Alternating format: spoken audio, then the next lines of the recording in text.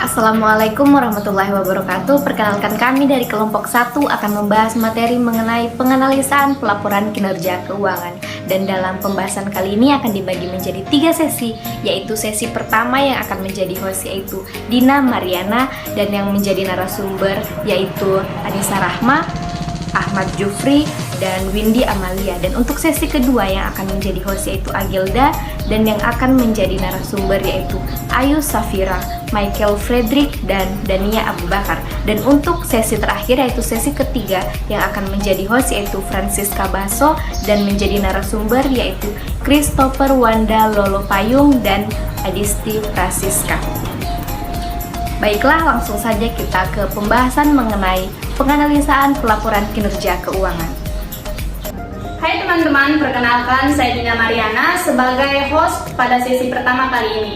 Di sini kami akan membahas topik mengenai penganalisaan pelaporan kinerja keuangan. Di sini saya ditemani oleh 3 narasumber kita. Yang pertama ada Anissa Rahma, ada Ahmad Jufri, dan Windy Amalia. Ya, langsung saja kita masuk kepada pembahasan. Yang pertama, menurut saudari Windy Amalia, apa sih definisi analisis kinerja keuangan itu? Baik, saya akan menjawab. Analisis kinerja keuangan ini merupakan suatu proses pengkajian secara kritis terhadap review data, juga mengukur, menghitung, menginterpretasi, dan memberi solusi terhadap keuangan perusahaan pada suatu periode tertentu. Kinerja keuangan ini sangat penting bagi pelaku bisnis karena merupakan salah satu indikator yang akan menentukan apakah bisnis tersebut akan berjalan dengan baik atau tidak ke depannya. Dan kinerja keuangan ini sangat bermanfaat di berbagai pihak seperti investor, kreditur, analis, dan konsultan keuangan. Oke, baik. Jadi menurut Windy Amalia, analisis kinerja keuangan itu merupakan proses pengkajian secara kritis terhadap review data, menghitung, mengukur, menginterpretasi, dan memberi solusi terhadap keuangan pada suatu periode tertentu. Ya, selanjutnya kepada saudari Anissa Rahma. Bagaimana sih cara menganalisis laporan keuangan itu? Baik, cara menganalisis laporan keuangan ada 5. Yang pertama itu memahami latar belakang perusahaan. Maksudnya memahami latar belakang perusahaan ini kita harus mengetahui model bisnis apa saja yang dilakukan, apa yang dijual, dan bagaimana cara penjualannya. Kemudian memperhatikan faktor-faktor yang akan dipengaruhi. Faktor-faktor yang dipengaruhi ini maksudnya faktor inflasi, pajak, dan tingkat suku bunga. Kemudian mereview laporan keuangan. Mereview laporan keuangan ini maksudnya agar kita mengetahui laporan keuangan, standar laporan keuangan bagaimana kita gunakan, dan angka yang kita isi itu sudah benar atau tidak. Kemudian yang keempat, melakukan analisis laporan keuangan.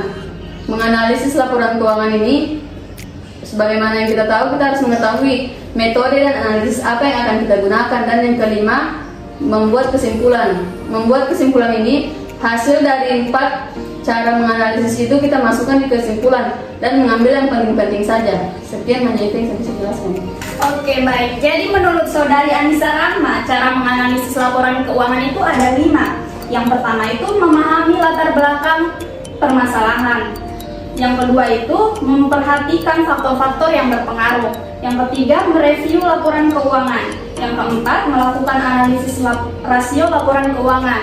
Yang terakhir yaitu membuat kesimpulan. Baik, selanjutnya kita masuk ke pertanyaan ketiga. Menurut saudara Ahmad Jufri, apa indikator kinerja keuangan itu?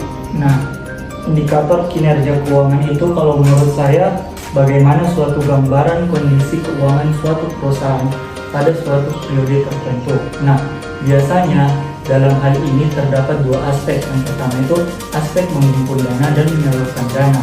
Nah, dalam hal ini biasanya dapat diukur dengan indikator profitabilitas, kecukupan modal, dan juga likuiditas. Nah, tujuan utama dari analisis laporan keuangan ini yaitu untuk memahami informasi yang ada dalam laporan keuangan tersebut sehingga dapat menilai profitabilitas dan kesehatan keuangan suatu perusahaan, serta bagaimana perusahaan dapat memperbaiki kinerja laporan keuangannya untuk masa yang akan datang. Iya, baik. Apalah indikator kinerja keuangan itu menurut Ahmad Jufri? Yaitu gambaran kondisi keuangan perusahaan pada suatu periode tertentu. Ada menyangkut 2 aspek, yaitu aspek penghimpunan dana maupun penyaluran dana. yang biasanya diukur dengan indikator kecukupan modal, likuiditas, dan profitabilitas. Ya, di sini ada tujuan utama dari analisis laporan keuangan, yaitu untuk memahami dan mendiagnosis informasi yang mendukung dalam laporan keuangan dengan maksud untuk menilai profitabilitas dan kesehatan keuangan serta membuat perkiraan tentang prospek masa depan perusahaan. Ya baik, saya serahkan kepada teman saya untuk pembahasan berikutnya. Baik, pada kesempatan kali ini saya Agelda sebagai host bersama dengan teman-teman saya sebagai narasumber. Yang pertama ada Ayu Safira, ada Dania Abu Bakar, dan ada Michael Frederick. Baik, di sini kami akan mendiskusikan apa saja yang harus dilakukan dalam menganalisis kinerja keuangan dan apa saja manfaat-manfaat dalam menganalisis kinerja keuangan serta keterbatasan-keterbatasan apa saja yang dialami dalam menganalisis kinerja keuangan. Langsung saja, pertanyaan yang pertama saya akan tanyakan kepada saudara Dania. Apa saja yang menjadi manfaat utama bagi perusahaan dalam menganalisis kinerja keuangan? Manfaat utamanya itu ada 3 ya yang saya tahu. Yang satu itu membantu stakeholder internal maupun eksternal untuk membuat keputusan yang tepat mengenai investasi berdasarkan pendapatan perusahaan dan profitabilitas masa depan. Ya. Yang kedua, memberikan pandangan yang objektif tentang solvabilitas dan kesehatan keuangan perusahaan bagi lembaga keuangan untuk menentukan keputusan pinjaman. Ya.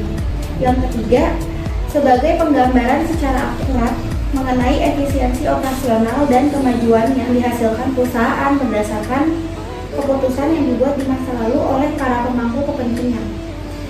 Itu yang saya tahu dari Ya, baik, terima kasih. Dapat saya simpulkan manfaat utama bagi perusahaan dalam melakukan analisis laporan keuangan yaitu yang pertama, dapat membantu stakeholder baik internal maupun internal untuk mengambil sebuah keputusan dan juga memberikan pandangan yang objektif terhadap lembaga-lembaga keuangan mengenai kesehatan keuangan perusahaan.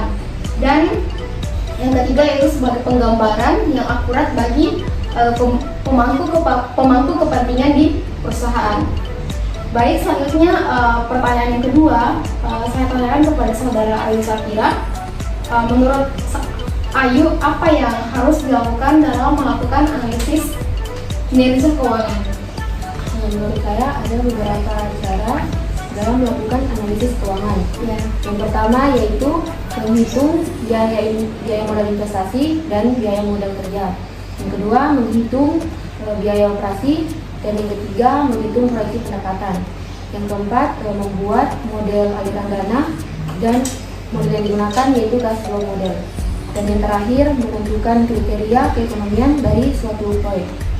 Baik, terima kasih. Di sini saya simpulkan ada 5 cara untuk melakukan analisis kinerja keuangan. Terima kasih kepada Ayu Safira. Pertanyaan yang ketiga akan saya tanyakan kepada saudara Michael Frederick mengenai apa saja keterbatasan dalam menganalisis kinerja keuangan. Oke, baik. Dalam laporan keuangan itu terdapat beberapa keterbatasan dalam laporannya.